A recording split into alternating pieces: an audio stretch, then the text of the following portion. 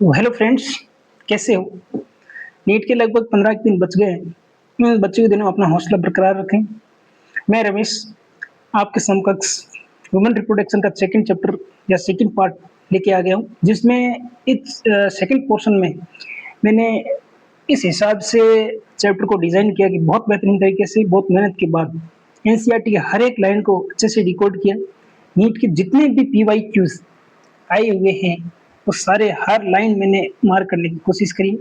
तो ये वीडियो लंबा ज़्यादा नहीं होगा, बहुत ही शॉर्ट टाइम के अंदर हम लोग बेहतरीन तरीके से चैप्टर को कवर करेंगे। ये मेरी गारंटी है कि ये वीडियो देखने के बाद आपका जो ये पोर्शन है ये पूरा पूरा क्लियर हो जाएगा और नीट के अंदर पूरा स्कोर कर देंगे।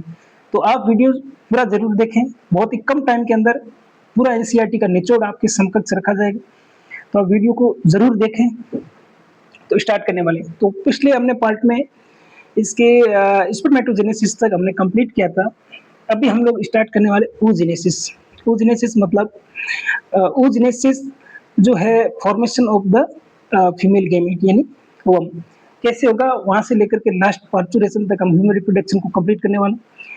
तो स्टार्ट करते हैं oogenesis। oogenesis यहाँ पर एनसीईआरटी का डिफाइन भी दी गई है कि process of formation of mature female gamete is called oogenesis। और oogenesis की हम लोग बात करें तो oogenesis स्टार्ट बिफोर बर्थ यानी जन्म होने से पहले। ये सबको भी पता है, फिर भी हम एनसीईआरटी की लाइन क्लियर करते हुए चलेंगे। oogenesis start before birth in embryonic condition when female embryo is develop mother wombs. तो ये क्वेश्चन नीट के अंदर आ सकता है। और स्टॉप राइट मेनोपेज मेनोपोज जब मेनोपोज आ जाती है यानी मेंस्ट्रुअल साइकिल बंद हो जाता है तब oogenesis। डेवलपिंग फॉलिक्यूल्स होते हैं, ये तीन प्रोसेस होता है, प्राइमरी सेकेंडरी टर्सरी फॉलिक्यूल। तो हम एनसीईआरटी की लाइन भी देख लेते हैं और यहाँ पर जो इसके स्टेप समझाए गए वो भी आप ध्यान से देखें। oogenesis is initiate during the embryonic development stage when a couple of million gamete mother cells in oogonia million of oogonia form होते हैं are formed within each fetal ovary. No more oogonia are formed and added after birth यानी birth के बाद किसी भी प्रकार के oogonia का निर्माण नहीं होता है। These cell start division and enter into prophase first। ये prophase first में एंटर कर जाती है meiotic division and get temporary arrest at this stage called primary oocyte। These primary oocyte then get surrounded by layer of granulosa cells that is called to primary follicles। primary follicle है जैसा कि यहाँ पर diagram के अंदर आपको दिखाया गया है, ये primary follicles है जिसके अंदर प्राइमरी oocyte है। प्राइमरी oocyte के चारों ओर सराउंडेड जो single layer of granulosa sales है जो प्राइमरी oocyte के चारों ओर सराउंडिंग कर लेती है, इसको हम प्राइमरी फॉलिक्यूल्स कहते हैं। जो ग्रेनुलोसा की सेल्स है वो एस्ट्रोजन हार्मोन्स को रिलीज करती है। जब ये प्राइमरी फॉलिक्यूल एफएसएस हार्मोन के प्रभाव में सेकेंडरी फॉलिक्यूल में कन्वर्ट हो, जो एनसीईआरटी के अंदर भी आपको दिखाया गया है, सेकेंडरी फॉलिक्यूल जिसके अंदर भी ये प्राइमरी oocyte है जिसके चारों ओर ग्रेनुलोसा के सेल्स की बड़ी परत बन जाती है और एक और परत बन जिसको कहते हैं थीका। तो प्राइमरी और सेकेंडरी में डिफरेंस हो गया कि प्राइमरी में थीका लेयर नहीं होती है, ओनली प्राइमरी oocyte के बाहर ग्रेनुलोसा की सेल होती है और सेकेंडरी जो फॉलिक्यूल्स है उसमें ग्रेनुलोसा की सेल एंड देन बाहर थीका सेल होती है। देन एपिसिस का और इफेक्ट हो गया। Granulosa cell secondary follicle apices के प्रभाव में जब आता है तो अगेन इसके अंदर primary secondary oocyte primary secondary में तो यहाँ पर ग्रेनुलोसा गोल्ड सेल्स। देन जो थीका लेयर है इसमें सबसे इंपॉर्टेंट है कि थीका लेयर थीका इंटरना और थीका एक्सटर्ना दोनों में इनर लेयर जो थीका की होती है वो थीका इंटरना और एक्सटर्नल जो लेयर होती है वो थीका एक्सटर्ना है। इसके अंदर एक एंट्रम का निर्माण हो जाता है। ये सबसे इंपॉर्टेंट खूबसूरत बात है कि ये तो जो टर्सरी फॉलिक्यूल है यहाँ पर भी क्वेश्चन आ सकता है कि एंट्रम का निर्माण सबसे पहले कौन से फॉलिक्यूल में होता है, तो वो टर्सरी फॉलिक्यूल है एंट्रम जिसके अंदर फ्लूइड कैविटी होती है, इसको ध्यान रखें। तो प्राइमरी फॉलिक्यूल जिसके अंदर primary oocyte single layer of granulosa sales और सेकेंडरी फॉलिक्यूल जिसके अंदर ग्रेनुलोसा सेल थीका लेयर बन जाती है, टर्सरी के अंदर थीका एक्सटर्ना थीका इंटरना बन जाती है और इसके अंदर ये एंट्रम बन जाता है। देन जो टर्सरी फॉलिक्यूल है ये और एपिसिस के प्रभाव में ग्राफिक फॉलिक्यूल जो मैच्योर फॉलिक्यूल है उसके अंदर कन्वर्ट हो जाता है। टर्सरी फॉलिक्यूल में जो सेकेंडरी oocyte है टर्सरी ग्राफिन जो टर्सरी फॉलिकल है उसमें प्राइमरी जो oocyte है सेकेंडरी में कन्वर्ट हो जाता है यानी म्यूसिस फर्स्ट कंप्लीट कर लेता है और सेकेंडरी oocyte का निर्माण ग्राफिन फॉलिकल, जो ग्राफिन फॉलिकल उसमें सेकेंडरी oocyte होगा सेकंड oocyte के बाद जस्ट जोना पेलिशुडा की लेयर होगी जो नॉन सेल्यूलर होती है ना, इसमें सेल्यूलर नहीं होती। ये इंपॉर्टेंट क्वेश्चन है, नीट के अंदर आ सकता है। जोना पेलिशुडा सेकेंडरी oocyte, उसके बाहर की जो परत होती है इसको जोना पेलिशुडा कहते हैं। जोना पेलिशुडा नॉन सेल्यूलर होती है और ग्राफियन फॉलिकल जैसे ये रप्चर होता है सेकेंड oocyte बाहर आ जाता है, ओव्यूलेशन हो जाता है और ग्राफियन फॉलिकल कार्पस ल्यूटिन के अंदर कन्वर्ट हो जाती है।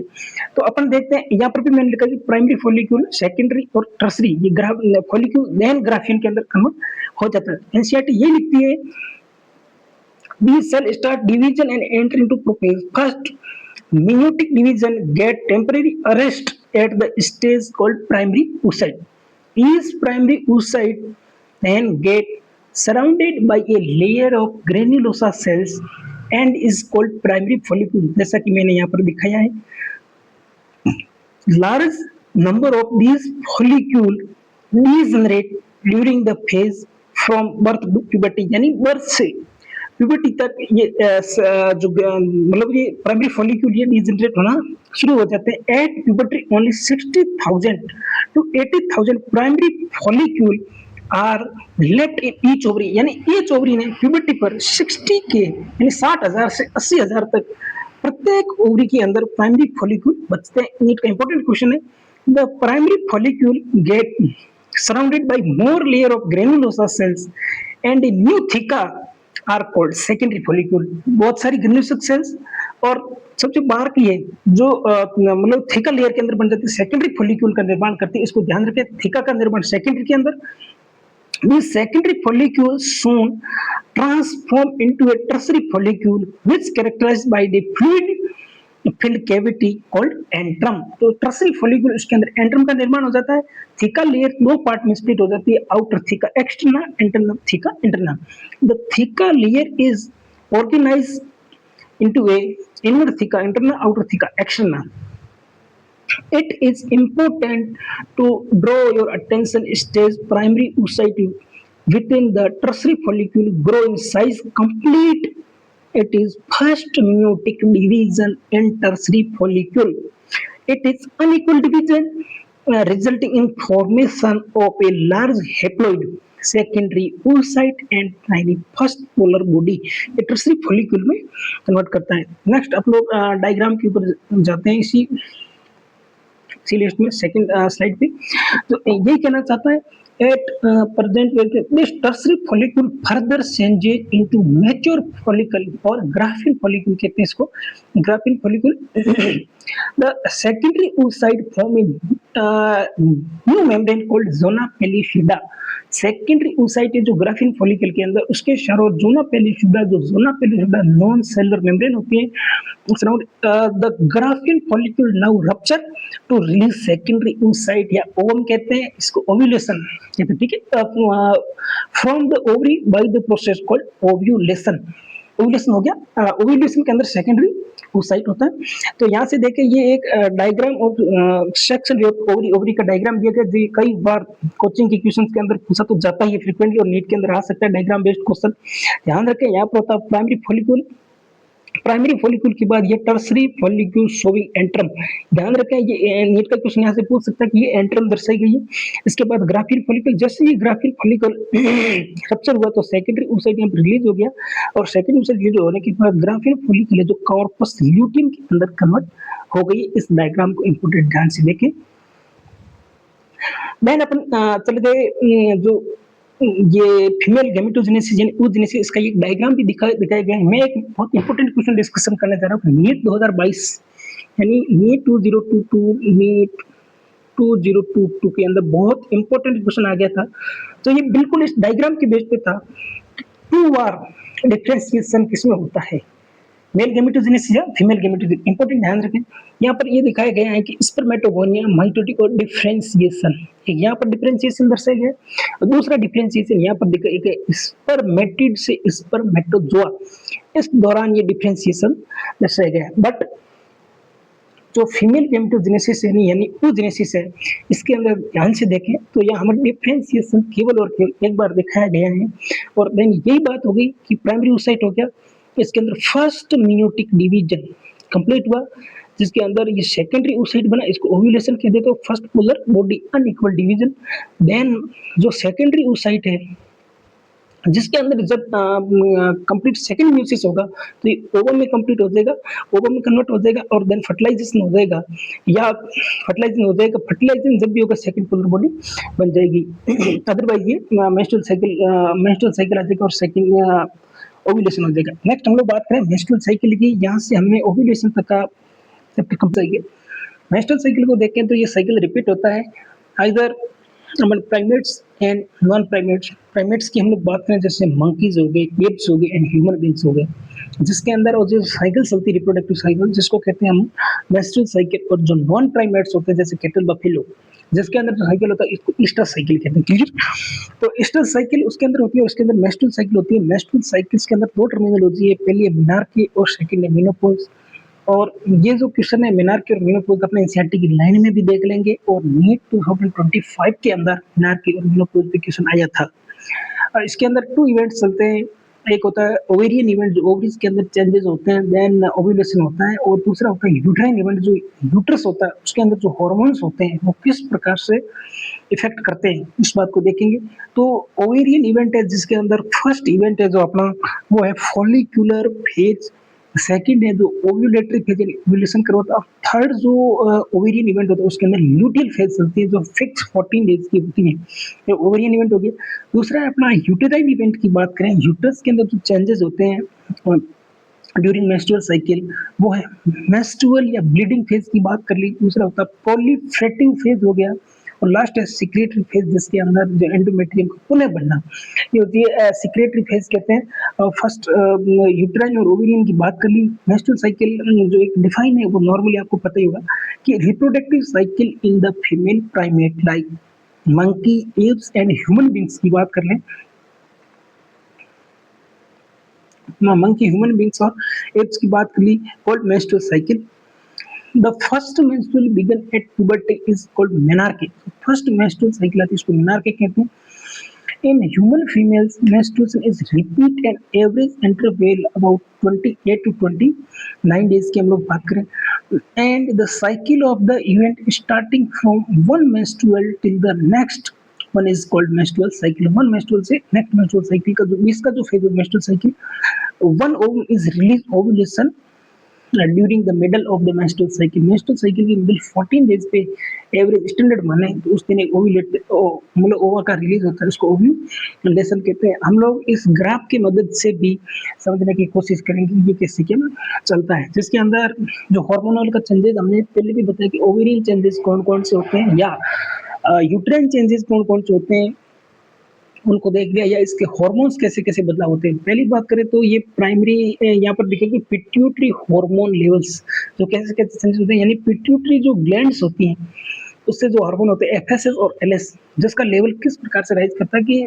ये 1 डेज से 15 यानी 14 डेज तक यहाँ पर जो साइकिल दिखाया गया। यहाँ पर देखें तो पहले तो 1 से लगभग 12 से 13 दिन तक ये नॉर्मल लेवल होता है। जैसे 14वां दिन नजदीक आने लगता है एलएस का लेवल अपर की ओर जाने लगता है जिसको एलएस चार्ज कहते हैं, एफएसएस भी जाता है। ये एलएस और एफएसएस जब ईस्ट्रोजन हार्मोन है जो इनको पॉजिटिव फीडबैक देता है, एस्ट्रोजन हार्मोन ये ऊपर चढ़ता है और ग्राफियन जो फॉलिकल्स होती हैं मैच्योर फॉलिकल उनको रप्चर करवाता है और वह रिलीज करवाता है। यहाँ पर वही दिखा कि ओवेरियन इवेंट की बात की डेवलपिंग फॉलिकल से मैच्योर फॉलिकल तक गया, यानी प्राइमरी सेकेंडरी टर्सरी फॉलिकल, और टर्सरी फॉलिकल से मैच्योर फॉलिकल बना एफएसएस की प्रेजेंस में। जब मैच्योर फॉलिकल बन जाता है एलएस और एफएसएस का 14 डेज पे लेवल हाई होता है और उसी दिन जो मैच्योर फॉलिकुल है वो फटता है और ओव्यूलेशन हो जाता है और सेकेंडरी oocyte वहाँ से रिलीज हो जाता है। उसके बाद में ये जो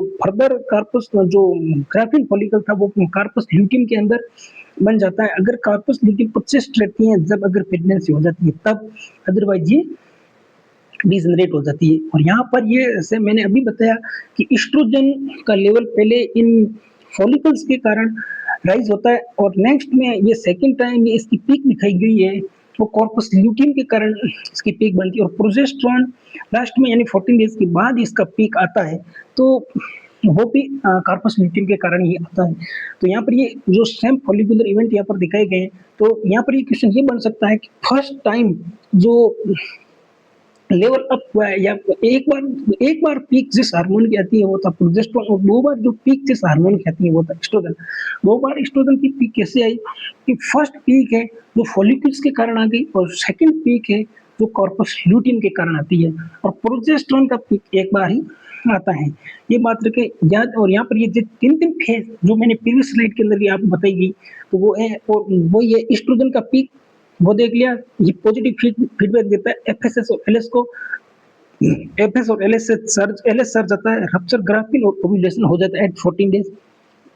जैसे ही ग्राफिन रप्चर होती है, कार्पस ल्यूटियम का बाद में फॉर्मेशन, कार्पस ल्यूटियम दोनों हार्मोन का निर्माण करती है, प्रोजेस्टेरोन और एस्ट्रोजन। प्रोजेस्टेरोन और एस्ट्रोजन दोनों मेंटेनेंस एंड एंडोमेट्रियम, तो एंडोमेट्रियम है उसको ग्लैंडुलर और सिक्रेटरी बनाती हैं to support pregnancy. Pregnancy supporting hormone mainly progesterone होता है, जो सेम सा इस एनसीईआरटी के अंदर भी यही लिखा हुआ है, इससे ज्यादा कुछ नहीं। वो ये लिख दिया कि LS make maintenance corpus luteum. Corpus luteum की बात करें और ल्यूटियल फेज 14 डेज की फिक्स होती है। एक यहाँ से क्वेश्चन कई बार ये भी पूछा लिया जाता है कि डे ऑफ ओव्यूलेशन अगर हमें फाइंड करना है, तो यहाँ से देख ले number of days of menstrual cycle. अगर मेंस्ट्रुअल साइकिल कितने दिन की है, अगर 28 डेज की है, 28 डेज की है, तो उनमें से अपन 14 माइनस करने के 14 माइनस इसकी करते हैं, ल्यूटियल फेज फिक्स 14 डेज की होती है। तो ये ध्यान रखें कि 28 माइनस 14, तो ये फाइंड हो जाएगा कि 14 दिन, यानी 14वें डे ओव्यूलेशन होता है। अगर यहाँ पर 35 डेज की मेंस्ट्रुअल साइकिल है, यहाँ पर 35 कर दे और माइनस 14 कर दे, तो भी यहाँ से अपन ओव्यूलेटरी डेज ज्ञात कर सकते हैं। और पहला है पीक ऑफ प्रोजेस्टेरोन की पीक, ये थी वंस यानी after ovulation due to corpus luteum. और जो एस्ट्रोजन का पीक है twice before ovulation by follicle, after ovulation corpus luteum. Clear? इस स्लाइड पे पहुंचते हैं, इस पर हमें अपनी जो सेमसा मेंस्ट्रुअल साइकिल का जो फंडा यहाँ पर क्लियर है। देन अपन आ जाते हैं फर्टिलाइजेशन और इम्प्लांटेशन की हम लोग बात करें। फर्टिलाइजेशन के टाइम ही सेकेंडरी ओसाइट में वो सेकंड मेयोसिस कंप्लीट होता है, उस टाइम ओवम का फॉर्मेशन होता है और सेकंड जो पोलर बॉडी है उसका निर्माण हो जाता है, देन फर्टिलाइजेशन हो जाता है। वो ये यहाँ पर लिखा है sperm connect oocyte the plasma membrane, the secondary oocyte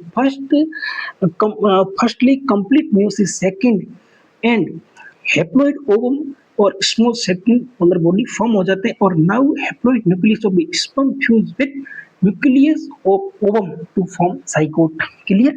ये डायग्राम यहाँ दिखाया गया, यहाँ पर इसकी जोना पेल्यूसिडा होती है, इसके अंदर चेंजेस होता है। जोना पेल्यूसिडा जो होती है, जो पोलिस्पर्मी को रोकती है, जहाँ से बहुत सारे स्पर्म को ओवम के अंदर आने से रोकती है। जो एक कैपेबल स्पर्म होता है वही फर्टिलाइज करता है, और जो इसके बाहर की लेयर इसको कहते हैं कोरोना रेडिएटा। अपन देख लेते हैं, during copulation sperm is release by the penis into the vagina, इसको कहते हैं इंसेमिनेशन। इंसेमिनेशन अपने इस चैप्टर के इंट्रोडक्शन में भी पढ़ा था। इंसेमिनेशन बहुत इंपॉर्टेंट है, यहाँ पर नीट आ सकता है। The motile sperm swim rapidly pass through the cervix, enter into the uterus and finally reach the ambulatory region। ये ambulatory region है, उसी में फर्टिलाइजेशन होता है। वही जो मेन कह सकते हैं प्लेस होता है फर्टिलाइजेशन का of the fallopian tube। The ovum released by the ovary is also transported to ambulatory region, whether where fertilization takes place. Fertilization can only occur if the ovum and sperm are transferred simultaneously। जब साथ साथ होंगे तभी हो जाता है, otherwise इतने सारे जो इंटरकोर्स होते हैं वो सारे फर्टिलाइजेशन में थोड़ी कन्वर्ट होते हैं। ये एनसीईआरटी में लिखा गया है कि this is reason why not all copulatory यानी copulation lead to fertilisation and pregnancy. सारे नहीं जा पाते क्योंकि साइमल्टेनियसली एम्पुलेटरी रीजन पे पहुंचना जरूरी होता है। The process of fusion of sperm with an ovum is called fertilization. The connect with the zona pellucida layer of the ovum and induce changes in the membrane. The block entry of the additional sperm. It ensure that only one sperm can fertilize ovum. The secretion of the acrosome develop sperm into the cytoplasm of the ovum through the zona pellucida and plasma membrane। यहाँ से यही बात लिखी कि जो zona pellucida बहुत सारे sperm को आने से रोकता है, तो स्पर्म जाता है उसको पेनिट्रेट करता है, सेकंड म्यूसिस कंप्लीट होता है, देन फर्टिलाइजेशन हो जाता है। क्लियर। नेक्स्ट हम लोग पढ़ लें स्लाइड नंबर 7। इसमें वही देखा सेक्स डिटरमिनेशन की बात की गई है, जिसके अंदर हम देखते हैं कि मेल के अंदर एक्स वाई और फीमेल के अंदर एक्स एक्स है। जब एक्स एक्स फ्यूज हो जाते हैं तो फीमेल चाइल्ड बनता है, और एक्स और वाई फ्यूज में मेल चाइल्ड बनता है। ये फाइनली डिसाइड होता है मेल के द्वारा। It is the sperm that decide the gender. Decide gender कौन करता है? स्पर्म ही डिसाइड करता है जेंडर को। ये बात हो गई। अब हम लोग एक इम्पोर्टेंट टॉपिक है नीट 2025 के अंदर इसमें से क्वेश्चन आ गया था, बहुत इंपॉर्टेंट। थोड़ा सा एडिशनल एनसीईआरटी से थोड़ा सा एक्स्ट्रा जाएंगे, बट इम्पोर्टेंट है, नीट में क्वेश्चन बन सकता है, प्लीज ध्यान रखें।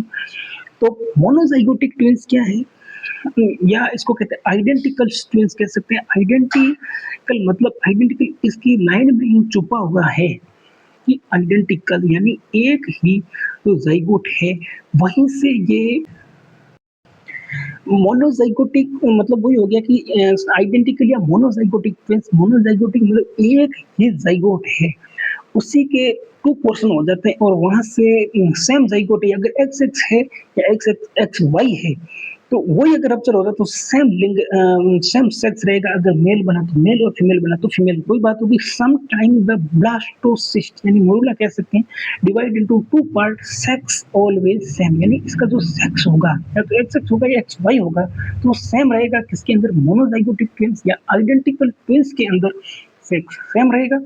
नॉन आइडेंटिकल या फेटर्नल, इसका जो सेकंड नेम है वो फेटर्नल ट्विंस कह सकते हैं। डाइजाइगोटिक ट्विंस की यही क्वेश्चन नीट 2025 के अंदर आया था, है ना। नॉन आइडेंटिकल या फेटर्नल, जिसका मतलब ये कि दोनों के सेक्स सेम हो सकते हैं, दोनों के सेक्स अलग हो सकते हैं। ये डिपेंड करता है कौन, ये डिपेंड करता है कि स्पर्म के कौन से क्रोमोसोम से ये फर्टिलाइज हो, एक्स से या वाई से। इधर ये मेल हो सकता है, फीमेल भी हो सकता है। ये डिपेंड करेगा कि दोनों ओवा किस क्रोमोसोम से फर्टिलाइज हुए हैं। यानी इसमें ये होता है कि दो ओवा रिलीज हो जाते हैं एक टाइम पे। Sex of twins can be same और डिफरेंस। बात की थी मोनोजाइगोटिक ट्विंस है, उसमें सेम सेक्स रहेंगे, और डाइजाइगोटिक अंदर हो सकता है डिफरेंट रहे, हो सकता है सेम रहे। चलिए हम लोग बात करें, ये जाइगोट तो बन गया, उसके बाद में इसके क्लीवेज हो जाते हैं। क्लीवेज इसको जो मोरुला कहते हैं, इनिशियल स्टेज मतलब 8 to 16 अर्ली मोरुला और लेट मोरुला, जिसके अंदर 2 4 16 टोटल सेल बनती है, इसको ब्लास्टोमियर कह सकते हैं। Embryo with in 18 to 16 blastomere. तो यहाँ पर ये डायग्राम्स दिखाए गए हैं, यहाँ पर ओवा इसको पेनिट्रेट किया और ये क्लीवेज होते होते होते यहाँ पर मोरुला तक बन गए हैं। ऐसे डायग्राम बेस्ड क्वेश्चन यहाँ से आ सकता है। मैन हम लोग यहाँ से बात करें कि 8 सेल स्टेज है अर्ली मोरुला, 16 सेल स्टेज है लेट मोरुला। ओवरऑल अपन लोग बात करें मोरुला कहते हैं, मोरुला या ब्लास्टोमियर्स कह सकते हैं सेल्स के अंदर। और जो मोरुला है वो फर्दर और डिवाइड होता है लगभग 32 सेल स्टेज तक जब पहुंचता है, इसको कहते हैं ब्लास्टूला या ब्लास्टोसिस्ट कह सकते हैं, जिसके अंदर इनर सेल मास का फॉर्मेशन होता है। Inner cell mass totipotent cell होती हैं, जिसके अंदर या स्टेम सेल कह सकते हैं। उस सेल के अंदर इतनी कैपेबिलिटी होती है कि वो पूरे एम्ब्रियो से यानी हर एक ऑर्गन का निर्माण कर सके। और उसके जो आउटर सेल होती है ट्रोपोब्लास्ट कह सकते हैं। एनसीईआरटी में ये भी लिखा गया कि blastomere are arrange in outer layer that is called trophoblast. और ट्रोपोब्लास्ट है ये यूट्रस में इम्प्लांट हो जाता है, और ये जो एम्ब्रियो साइड है वहाँ की प्लेसेंटा का फॉर्मेशन करता है ये। और इसका जो inner cells mass form the entire embryo, और एंटायर एम्ब्रियो इसको टोटिपोटेंट कह दिया, और इसकी जो बीच की कैविटी इसको ब्लास्टोसिल कैविटी कह दिया। ठीक है। Trophoblast this layer attached with endometrium और form fetal part of the placenta. Placenta के जो फीटल पार्ट है उसका निर्माण भी इस मतलब ट्रोफोब्लास्ट के द्वारा किया जाता है। पहला जो बना जाइगोट बना, जाइगोट के बाद जैसे जैसे जैसे क्लीवेज हुआ तो ब्लास्टोमियर के बाद ब्लास्टोला ब्लास्टोसिस्ट बन गया। ब्लास्टोसिस्ट जैसे एम्बेडेड हो जाएगा क्लीवेज, उसके बाद ब्लास्टोला से गैस्टुला बन जाएगा। गैस्टुला का मतलब इसके अंदर 3 जर्म लेयर हो जाती है, जो एक्टोडर्म, एंडोडर्म और मेसोडर्म होती है। गैस्ट्रुला और गैस्ट्रुला बाद में ये जो 3 लेयर है, ये डिफरेंट डिफरेंट ऑर्गन का निर्माण करना शुरू कर देती हैं। वही अपना ट्रोपोब्लास्ट पर एनसीईआरटी नॉर्मल अपन देख लेते हैं कि individual the move further into uterus the blastomere in the blastocyst are arranged into outer layer called trophoblast and inner cells of inner group of cells attached to trophoblast called inner cell mass. A trophoblast layer that get attached to endometrium and inner cells mass get different as embryo. After attachment, the uterine cell divide rapidly, uh, cover the blastocyst. As a result, blastocyst become embedded endometrium. This embryonic development का मतलब क्या होता है, जिसके अंदर NCERT के अंदर बहुत सारे इस पैराग्राफ के अंदर रामायण की तरह लिखा हुआ है, तो हम लोग अलग से इस क्लियर कट कॉन्सेप्ट के ऊपर उतरेंगे कि एम्ब्रियोनिक जो 5 से 6 स्टेप के अंदर एम्ब्रियोनिक डेवलपमेंट का तो दर्शाया गया है। फर्स्ट मंथ के अंदर दिखाया गया है कि हार्ट का फॉर्म हो गया, यानी एज 28 डेज पे हार्ट का फॉर्म हो गया, यानी दिल की धड़कन सुनाई दे देती है उस एम्ब्रियो की। सेकंड मंथ की हम लोग बात करें तो जिसमें लिम्स और डिजिट का फॉर्म हो जाता है। थर्ड मंथ की बात करें, most of the organ system form external genitalia. जितने भी एक्सटर्नल जेनिटलिया हो गया, मोस्ट ऑफ द ऑर्गन्स यहाँ पर थर्ड मंथ में बन जाते हैं। फिफ्थ मंथ की हेयर अपीयर ऑन हेड, यानी सिर पे जितने भी बाल होते हैं वो, और फर्स्ट मूवमेंट है वो फिफ्थ मंथ के अंदर डेवलप हो जाती है। और लास्ट में 6 मंथ का जो कंप्लीट दिया गया कि hair all over the body, eyelashes form and eyelid open हो जाती है। 6 मंथ का डिस्क्रिप्शन हमें यहाँ पर दिया गया क्लियर। नेक्स्ट हमारा जो पार्ट आता है पार्चुरेशन और लैक्टेशन है। इसके अंदर पार्चुरेशन लैक्टेशन का जो मैं बता दूं कि जो लैक्टेशन मतलब पार्चुरेशन के बाद जो फर्स्ट जो अपन ब्रेस्ट फीडिंग के द्वारा फीटस को देते हैं, उसमें डॉक्टर की भी सलाह यही होती है उसको देना चाहिए, क्योंकि इसमें डिफरेंट टाइप के एंटीबॉडीज होते हैं जो उस फीटस को उसका डिफेंस मैकेनिज्म मजबूत बनाने के लिए देते हैं। ये एंजाइटी का तरीका। दूसरा है पार्चुरेशन के अंदर किस प्रकार होता है कि फुल्ली डेवलप फीटस और प्लेसेंटा के द्वारा सिग्नल दिए जाते हैं मैटरनल पिट्यूटरी को, जो रिलीज करता है ऑक्सीटोसिन। ऑक्सीटोसिन है तो एक्ट ऑन मायोमेट्रियम, यूट्रस की जो 3 लेयर होती है, पेरीमेट्रियम, मायोमेट्रियम, एंडोमेट्रियम। जो पेरीमेट्रियम से अंदर की तरफ होती है मायोमेट्रियम, उसके ऊपर ऑक्सीटोसिन कॉन्ट्रैक्शन करवाता है और ये अगेन सिग्नल देता है पिट्यूटरी को रिलीज मोर ऑक्सीटोसिन। मोर से मोर कॉन्ट्रैक्शन, विग्रस कॉन्ट्रैक्शन होना शुरू हो जाता है, तब फीटस का बार एक्सपोज हो जाता है। ये एक न्यूरो एंडोक्राइन मैकेनिज्म के तहत जो